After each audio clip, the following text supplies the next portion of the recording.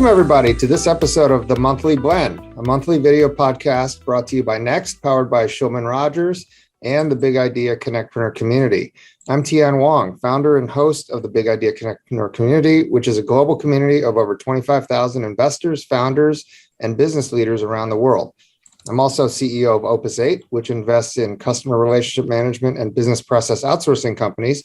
And Opus 8 also helps companies and alternative investment managers raise money through our network of over 3,000 accredited private investors, angels, and family offices throughout the United States.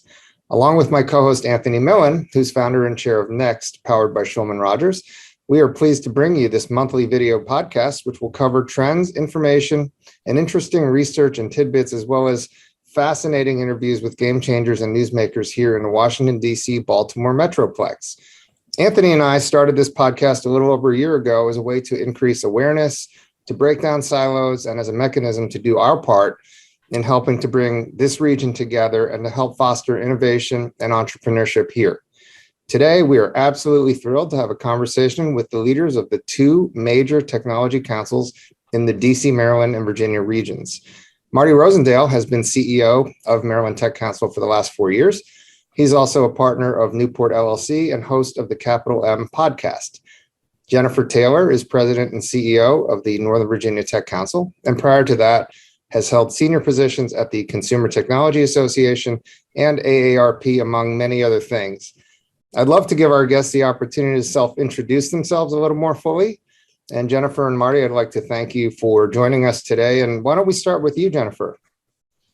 Well, thank you, Tian and Anthony, for inviting me to your podcast today. It's a pleasure to be here with Marty as well. Like you said, my name is Jennifer Taylor. I'm the president and CEO of NVTC. The Northern Virginia Tech Council has been around for 30 years. We just had our 30th anniversary, and our mission is really straightforward. We're here to accelerate tech innovation in our region, as well as promote world-class workforce development. So in a nutshell, we want to enable tech innovation to grow and thrive and give everyone an opportunity to participate in this region's workforce. Terrific. Thank you, Jennifer. And Marty, great to see you. Thank you for joining us. Thank you, Tian and Anthony, and good to see both of you. Good to see you, Jennifer, this morning. So as Tian said, I'm Marty Rosendale. I'm the CEO of the Maryland Tech Council. My background, just briefly, I'm an engineer and a microbiologist. I've been CEO of 6 different organizations, 3 of them biotechnology organizations, 2 of them companies that I founded. I'm also a partner with a group called Newport, where I assist other CEOs in their endeavors. And the Maryland Tech Council is the industry trade association in Maryland that represents all of the technology and life science companies throughout the state. Fundamentally, our mission is very simple. Our mission is to help our members succeed, and we do that in a variety of ways. We advocate on their behalf. We provide educational opportunities, networking opportunities to grow the innovation economy in Maryland and throughout the DMV, and work closely with organizations like NVTC and Virginia Bio and others to expand that innovation economy throughout the region. Now I'd like to turn things over to my co-host, Anthony Millen, who's a serial entrepreneur, venture capitalist with a national VC fund, and also one of the nation's leading startup attorneys. Anthony is founder and chair of Next, powered by Shulman Rogers, which is disrupting the way legal services are being delivered with unique fixed price packages to focus. Okay, one more time. It's a little early here, and I've only had. Oh yeah, it is early. I've only had one cup of coffee. All right. Okay, I'm ready. I'll just start with Anthony as founder. Okay. Okay. Anthony is founder and chair of Next, powered by Shulman Rogers, which is disrupting the way legal services are being delivered. I also would like to congratulate Anthony and his team for being named Startup Law Firm of the Year by Legal Week. Anthony, take it away. Great. Thank you, Tian, and thank you so much, Jennifer and Marty, for joining us today. The first area I'd like to explore a little bit with you both, and one of the, as Tian mentioned, one of the big things about the monthly blend that we've been working on is really helping to connect different leaders across the region in terms of breaking down silos and connecting the region. And I'd be very interested to hear, as leaders of your respective organizations, the types of impacts you've had and the way you've gone about trying to break silos down and connecting DC, Maryland, and Virginia as a regional force. And maybe, Jennifer, we could start with you. Sure, I'd be happy to answer that question. So Anthony, I joined NVTC a year and 9 months ago. And when I came into the organization, I really took a moment to take a look at why tech councils are important and why NVTC is important to the area. And as Marty said, the Maryland Tech Council, as does the Northern Virginia Tech Council, share many of the same missions and focus areas. So we exist to connect the tech community. We also want to educate the tech community and the full ecosystem, I should say, as well as advocate for them and also celebrate their successes. And one thing I've realized over the years, as I've been working in the area for 30 years, no organization can do this alone. It is absolutely imperative that we have strategic alliances and that we recognize where our strengths are and recognize what we can do together and have greater impact together.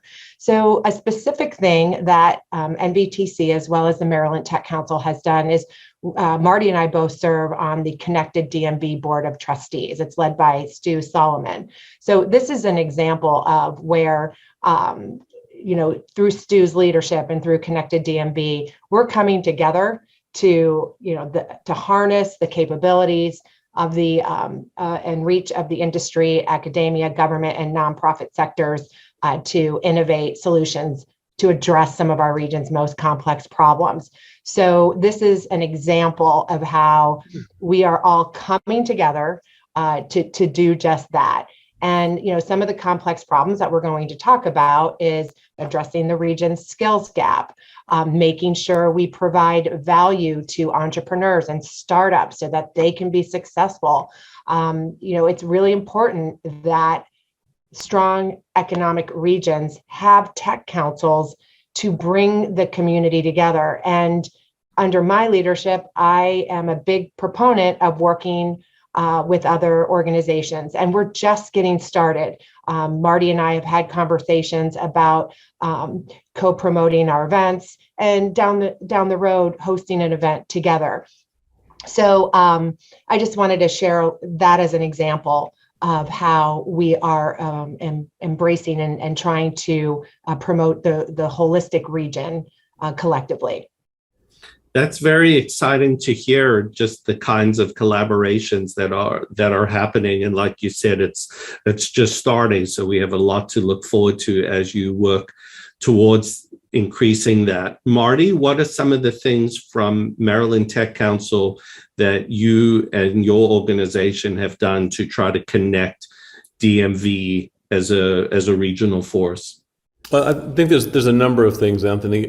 First of all, I want to reiterate something that Jennifer said, which is in relation to Connected DMV. That is a group that has come together and done a very good job convening leaders throughout the DMV to address some of the issues and the challenges that we have. I think historically this region has been somewhat fragmented.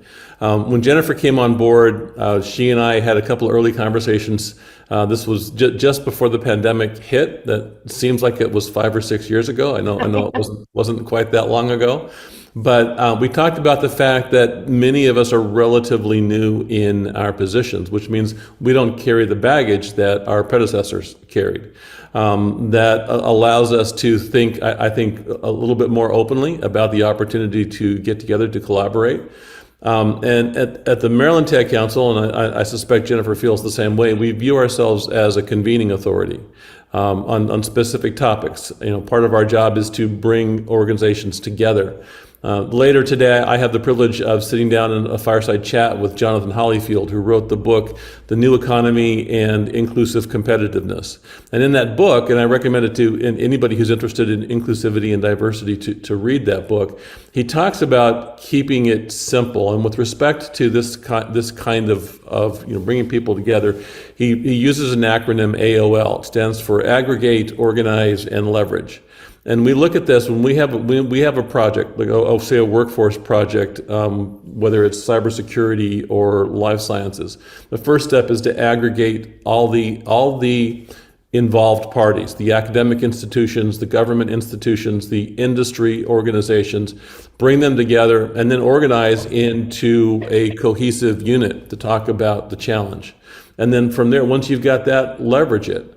And we've been able to do that quite effectively. You may have heard about the launch of our BioHub, keeping in mind that we represent both life sciences and tech companies in Maryland.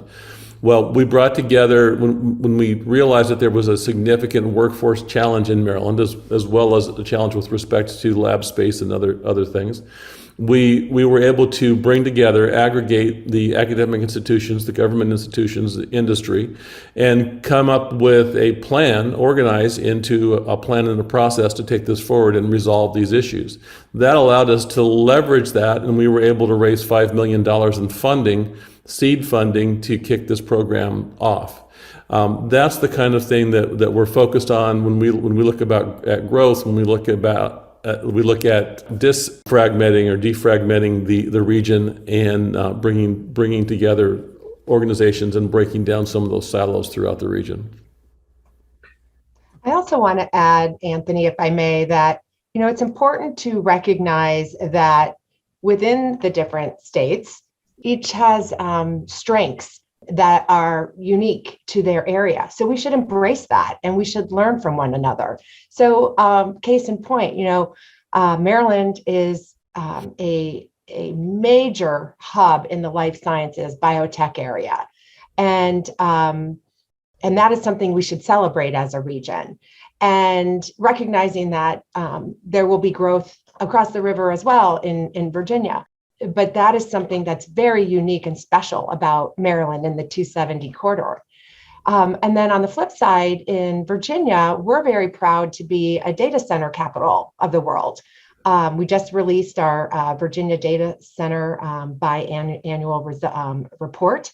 And we're really pleased that the Loudoun County area attracts very many data centers. It supports thousands of jobs, over 45,000 jobs, and it produces over 3.6 billion in labor income, and it just has a tremendous financial economic output for the Commonwealth. And so I just point that out, that we should celebrate the successes around the Beltway and in DC, and recognize where we're really strong and how can we share best practices and learning across different sectors and verticals within the tech ecosystem. Yeah, Jennifer and I are doing our best to cut down all the razor wire that lines the river that keeps people from crossing. Exactly. But that is really great, because there is these different focuses and tremendous synergies in terms of the underlying businesses and ecosystems that together make such a powerful force. Mm-hmm. On the region, as we're talking about the region, if you were each going to be kind of doing a SWOT analysis, the strengths, the weaknesses, the opportunities, and the threats of our region as a regional hub, with a particular focus around capital and talent and companies and the startup ecosystem. We'd be very interested to hear, just from the different positions you have and the view that you have looking at the region as a whole, where you see some of those strengths and weaknesses and opportunities and threats. And maybe this time, Marty, we could start with you, and then we'll go over to Jennifer. Sure, I'm happy to. Well, first I want to say that many of our challenges are born out of growing pains.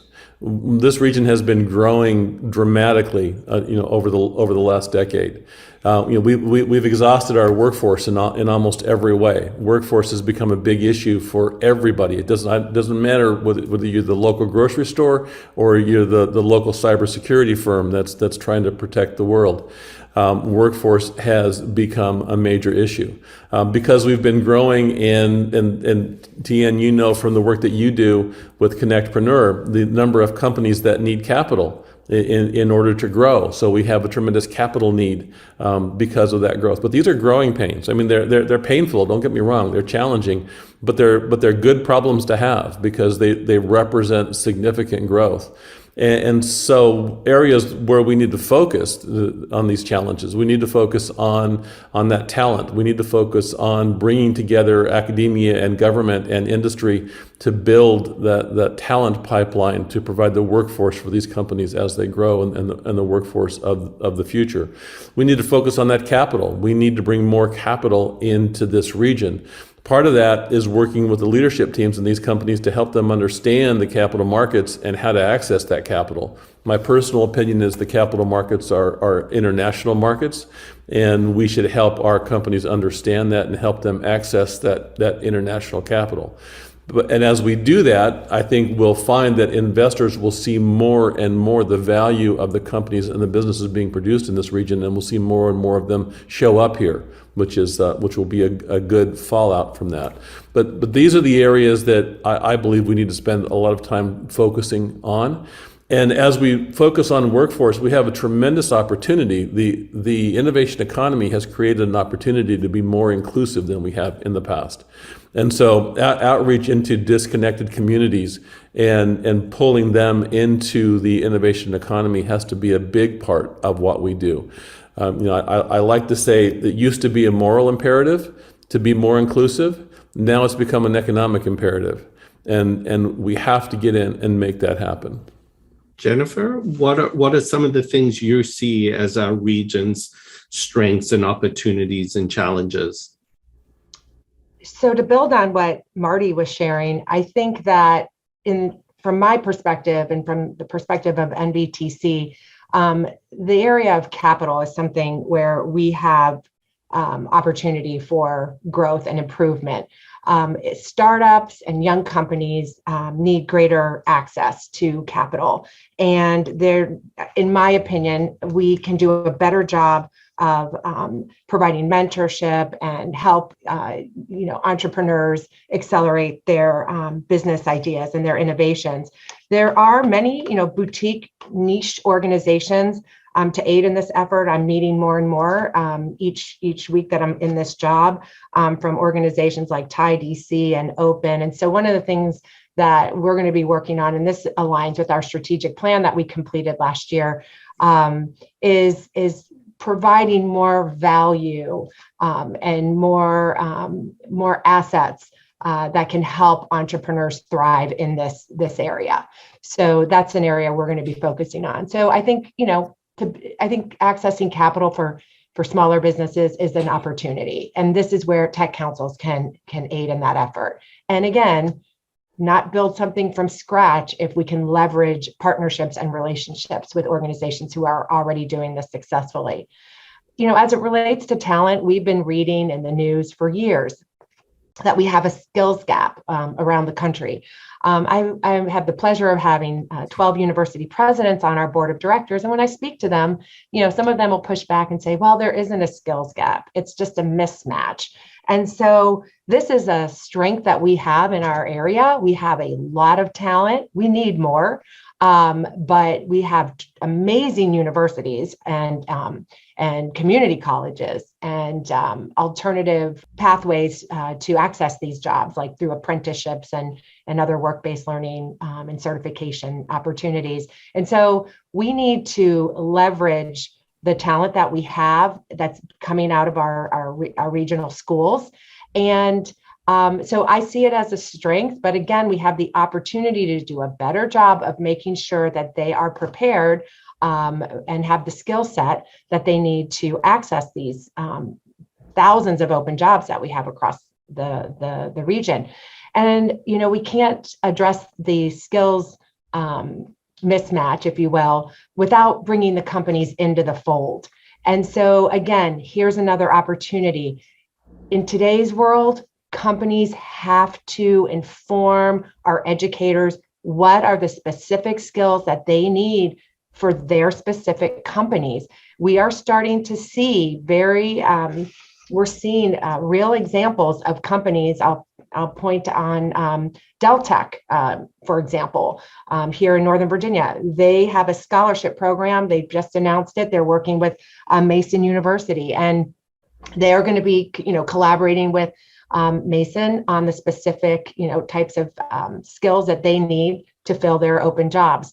Accenture is doing this. There's just so many examples of this happening across the area. So today, companies have to reach out and inform educators what are the skills, what is the curriculum that needs to be taught. We're seeing this with the Virginia Tech Innovation Campus. There's many examples, but they can't just sit on the sidelines and think and wait for the talent to just come their way.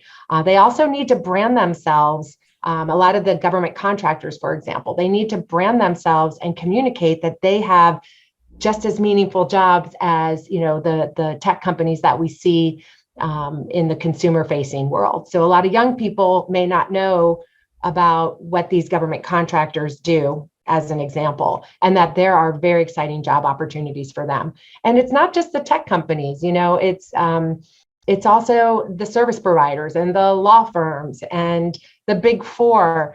In general, all companies are tech companies, because it's imperative that we're digitally transforming and that we are focused on cybersecurity now more than ever. And so there are tech jobs, even in in companies that are not perceived as tech companies. So it's really imperative that our companies also are engaging in this conversation. And I'm seeing great momentum here, but there's still a lot more to do. Yeah, if I could add on that, Anthony, what Jennifer's saying is so critical.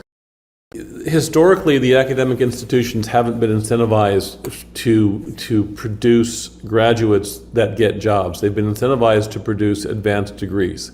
And so they let the professors teach whatever the professors are interested in teaching. If you look across the country at organizations that have come together and created curriculum that was led by industry, those organizations have a 100% higher rate of their graduates. And if we can make that happen, if we can get industry more involved and get academia to listen and pay attention, we can resolve the skills gap that we're talking about. And the other thing I wanted to share was when you drive, in like from my perspective, when I'm driving, to the airport, National Airport, and I'm passing through Roslyn, if you look up on to the skyline, you'll see Darden, Virginia, University of Virginia, Darden is now right here in Roslyn. Northeastern University is coming to Northern Virginia. I believe Kellogg, I saw up on the top of a building from Northwestern. So many universities that have a home base in other areas are coming to our region to provide educational opportunities for people. So that speaks volumes. And I think it's an exciting time for our region because educators want to get involved. And as Marty said, I'm starting to see universities, share their key metrics, not just on the number of students that have matriculated, but what types of jobs they have, what their salaries are. Those are data points now that are going to be very meaningful to our future students. And the other thing that's super important is that these schools make sure that they have widened their opportunities so that more people can attend their schools and get the degrees and the certifications that they need. Schools need to be more inclusive and not exclusive. And unfortunately, in the past, schools have promoted their small enrollment or acceptance percentage as a feature. And schools like Mason are turning that upside down and saying, no, we welcome everyone. We celebrate the diversity of our school. Like Mason is the most diverse school in our Commonwealth, and so those are messages that are very important for our academic partners and universities in the area. It's great to see the evolution around these universities and education, and around the needs that you're describing in terms of the types of skill sets that are required in the kind of the new future of work and the new world that we're entering, and seeing that evolve in our region. The last thing I'll ask just in this segment is, if you kind of fast forward 5 years, how would you like to see this region described? As we looking at our region, and you've talked about a lot of things that are important to do, but if you could kind of go forward 5 years and say, this is how, as we look around the country at these key regions in the country, how we would like our local region to be viewed and described. I would kind of just love to hear this kind of future vision of where you'd like to see us sitting at that point in time. So 5 years from now, Anthony, I see a lot happening between now and then. We already have the largest cybersecurity cluster in the world in this region. Jennifer pointed out we have one of the largest, most sophisticated life science clusters. We're building what likely will become the world's largest and best quantum computing cluster in this region. Those are all going to be part of that description of what we look like 5 years from now.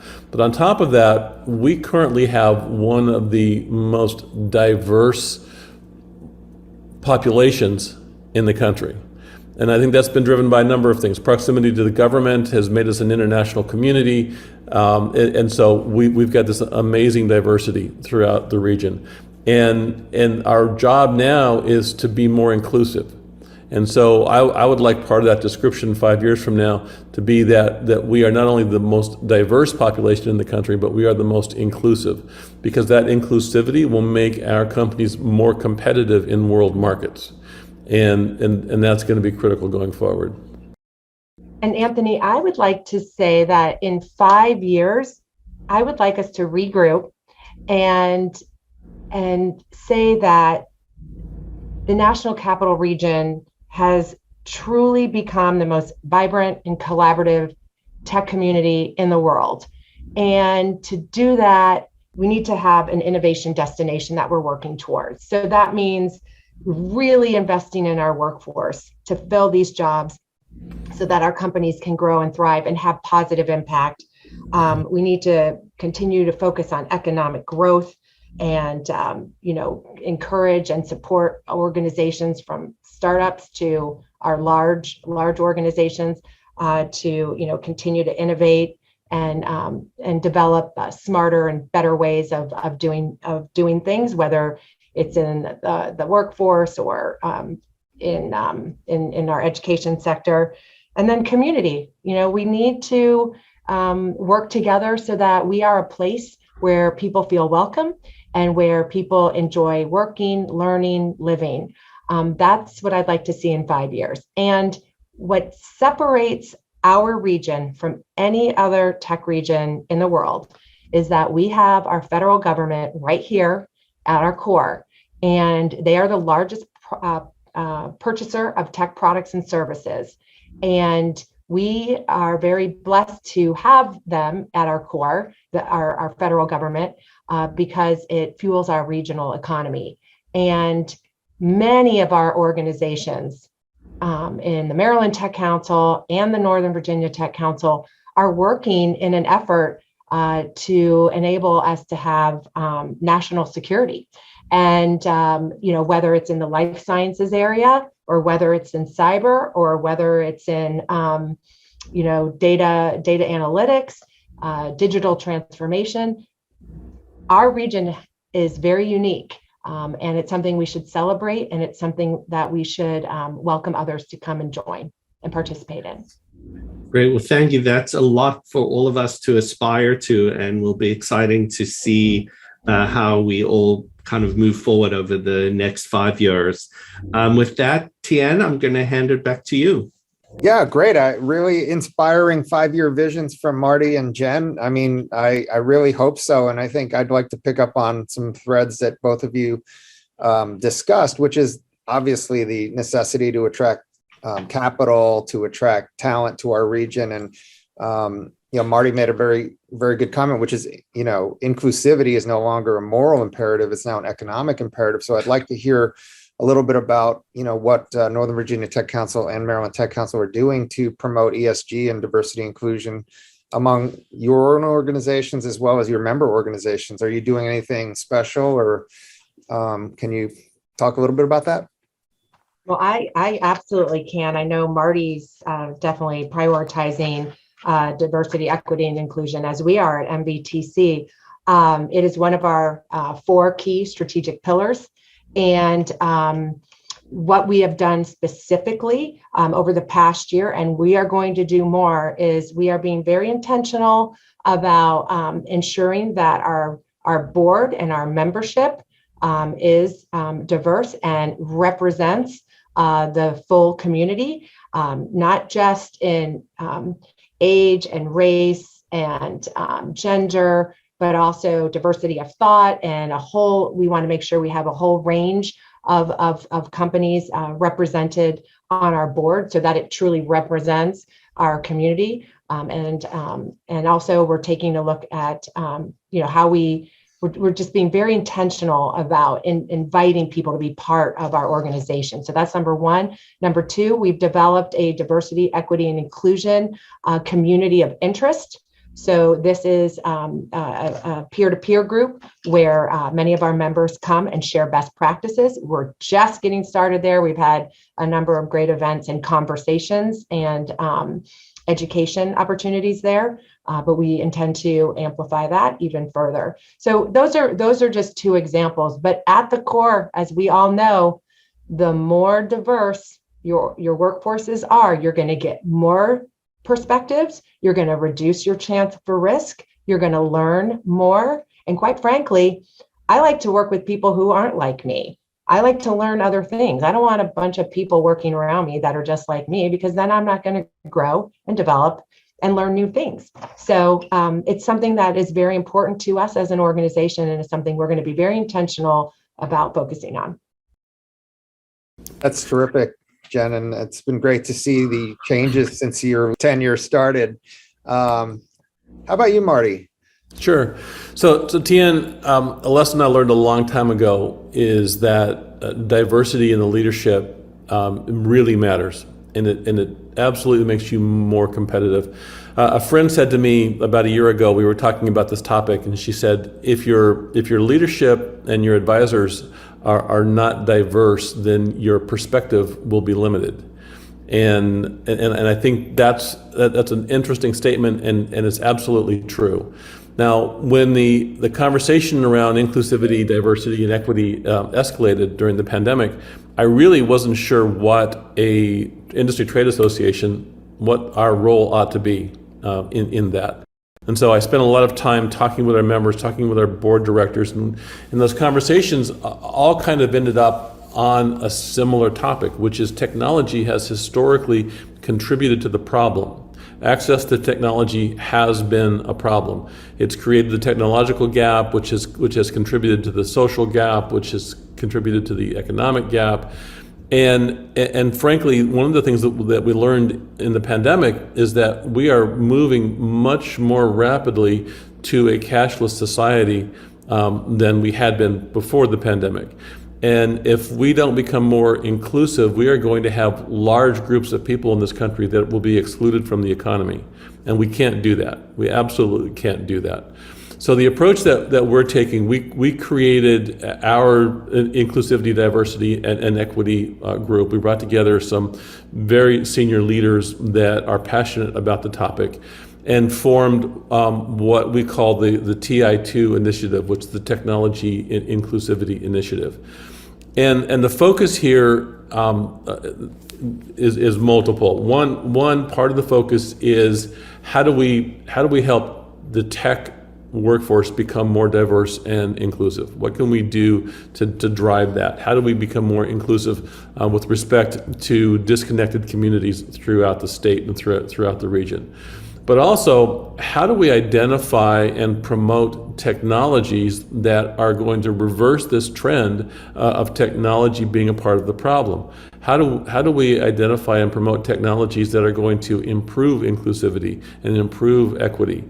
And so through that, we've identified a handful of companies so far, the Black Brain Trust in Baltimore, Mindstand, a handful of others that are developing technologies that will improve inclusivity and equity. And then we're taking some of those tools and we're pointing them at ourselves. We're working with the Black Brain Trust and their EquiScore BI product to take a look at our board to make sure that we're being inclusive, because we want to make sure that our board feels like we're being inclusive and we're listening to their opinions, we're including their points of view.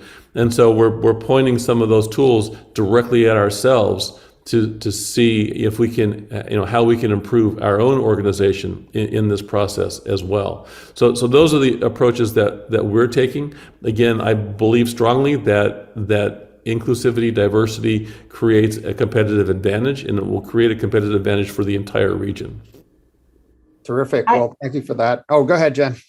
So, Tian, the other thing that NBTC is doing, and I know Maryland Tech Council is doing the same, at our state level, we are continuing to advocate for increased access to, 5G or, broadband availability. So, that is something Governor Youngkin is moving forward and has already made many advancements there. But we have to invest in our digital infrastructure. It's just absolutely imperative because if everyone is engaged, we're going to do better at the state level. We're going to do better with our national economy, getting more people engaged.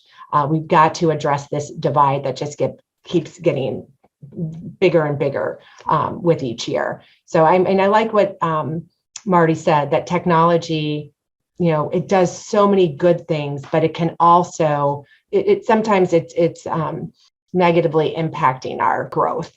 And so we have to be very mindful of that, especially in AI and machine learning. So anyway, I just wanted to share that we're also advocating for greater broadband access. Oh, that's terrific. Thank you for that. My next question is about sort of key initiatives for you guys this year. I know Marty's very active in Annapolis, and Jennifer, you're active obviously in Richmond, but also expansion. Marty, congratulations on moving into Baltimore and Prince George's and in a formal way. And Jennifer, you're continuing to, turn things around over at MVTC from a membership and financial, et cetera, standpoint. So congrats on that. But what are sort of your top initiatives or goals for this year? So I'll take that one.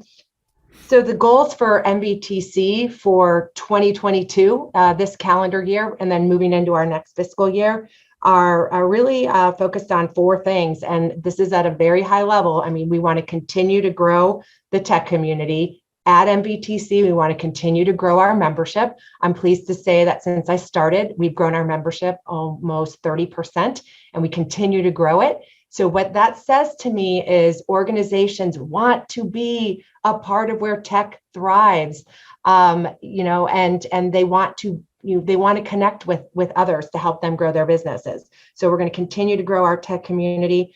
We're going to help our members infuse the next generation of talent into their workforce, and we're going to embed DE&I best practices within the fabric of our community. We're being very intentional with our board, starting there.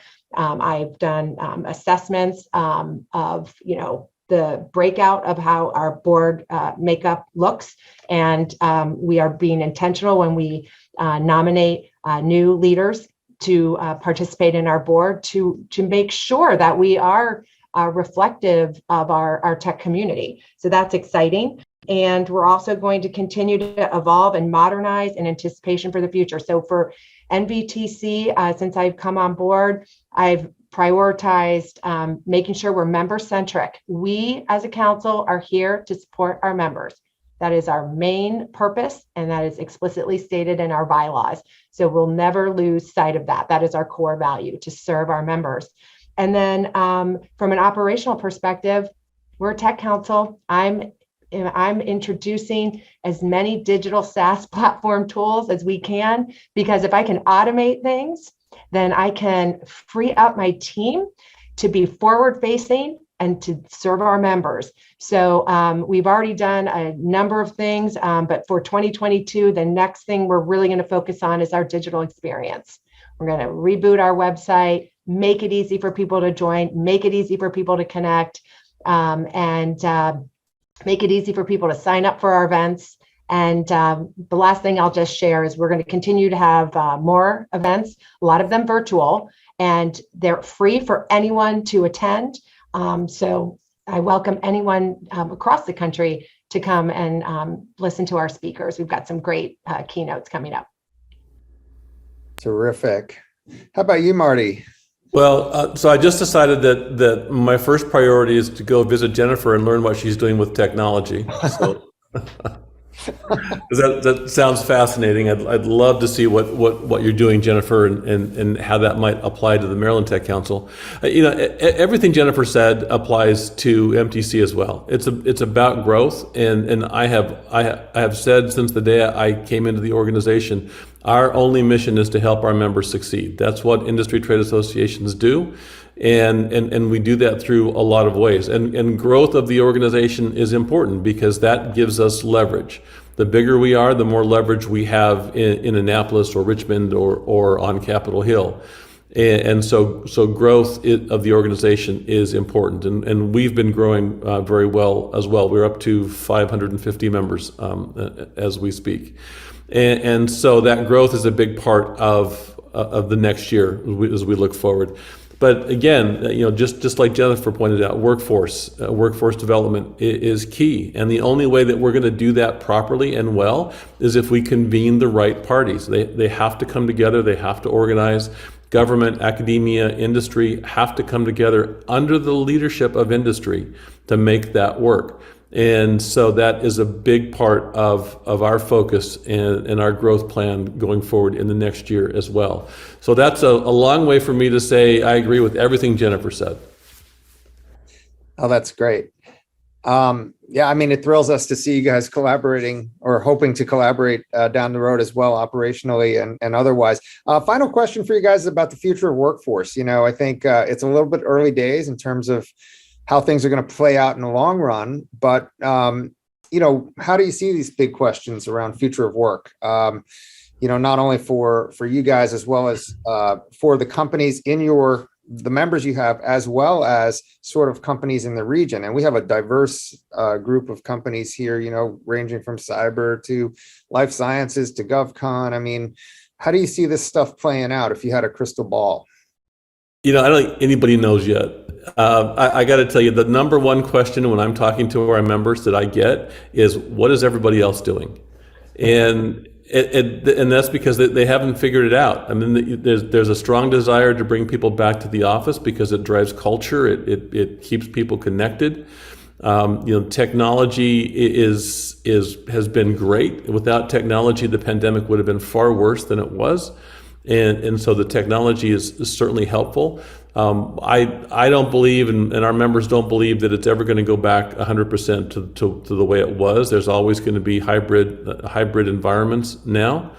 But everyone is still trying to figure it out. How hybrid is it going to be? And should I require employees to be in the office certain numbers of days or certain days so that they can be with their team members on those days? And they're still working through those challenges. So I think we're going to continue to see some adaptation to this new environment over the next year, possibly 2 years. I think the fact now that the hybrid or virtual environment is allowing us to recruit employees from around the world is making a difference as well. It's doing two things. On the one hand, it's allowing our companies to recruit employees from outside this region, but it's also taking some of our employees away because they can work from home and work for companies in California, in Geneva, or wherever. And so we're seeing a new dynamic with respect to that. And the last thing that I'll say is we've got companies now moving into the metaverse. And that's a whole new thing that we're trying to figure out. So what does that look like? Should the Tech Council be buying real estate in the metaverse right now so that we have a presence there? The idea of holding conferences in the metaverse where our avatars show up in our place. That's is something that we need to look at. Our chairman, Todd Marks with MindGrub, he announced a few weeks ago that they've purchased real estate in the metaverse. They're moving into the metaverse. So, this is something that we need to contend with. It's something that we need to try to predict what it's going to look like going forward, and we need to be prepared for it. So there's a lot that's going to happen, and nobody's quite figured it out yet. How about you, Jen? What are your thoughts? Wow. Well, the future of work is a topic I've been following and reading and speaking on for the past 5 to 6 years, and especially while I was at the Consumer Technology Association. And we all know, like 2 years ago when we were all sent home, that the future of work grew. All the things that we talked about before with the future of work just grew exponentially, like within months.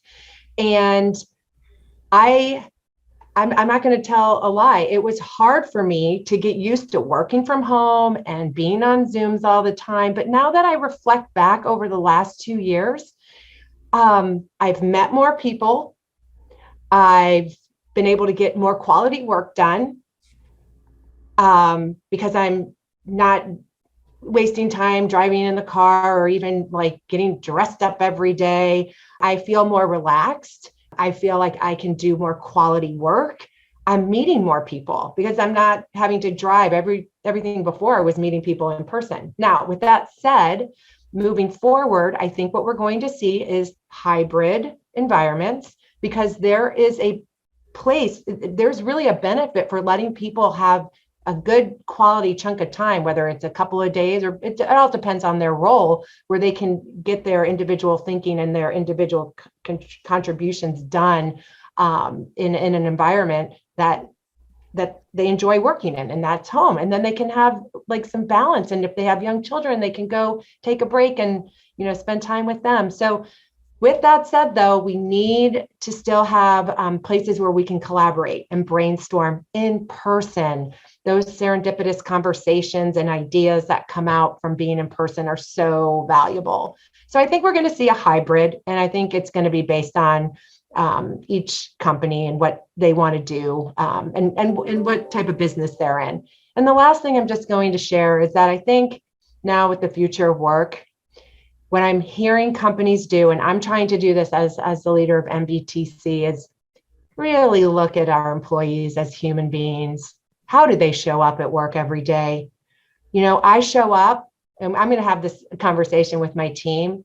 When Jennifer shows up on Zoom, I'm first showing up as a mom of 2 boys and a husband who likes to sail. And I like to spend time exercising. And if I don't share my true self with my team, and if others don't do the same, then they're not going to feel comfortable.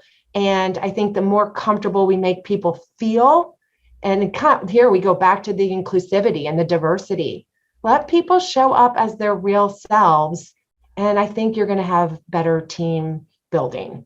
So that's just a little thought bubble. Fantastic. Love that. Well, I mean, thank you guys so much for joining us today. And I'd like to turn things over to Anthony, who will close out. Anthony. Great. Thank you, Tien, and Marty and Jennifer. Thank you so much for joining us, for sharing your insights and thoughts with us today. So helpful and enlightening and informative. I also want to thank both of you just for your leadership in our region and what you're doing both within your organizations and outside of your organizations to drive forward the region and the ecosystem in DC, Virginia, and Maryland. And again, thank you so much for joining us today. My pleasure. Tian, Anthony, thank you. And Jennifer, it's always good to see you. Yeah, my pleasure. Such a pleasure to be with you all today. Thank you, guys.